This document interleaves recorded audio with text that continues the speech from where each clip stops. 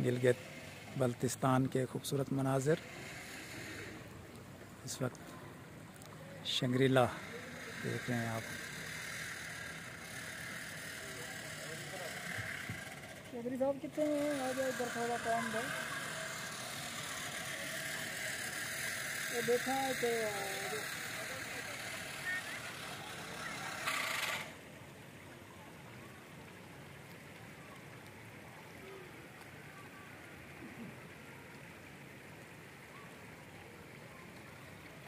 इस वक्त हम शंग्रीला में मौजूद हैं जी। हमारे साथ हमारे कॉलेज से टाइगर हैं और सुनील साहब हैं पाक आर्मी से।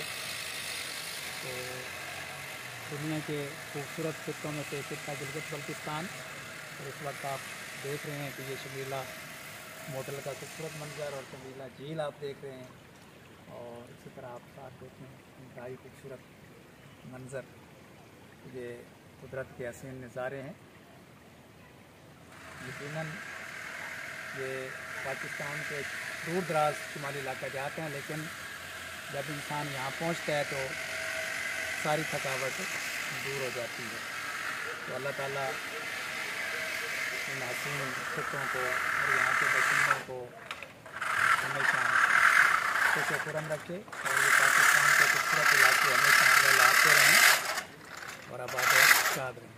बहुत शुक्रिया। Thank you.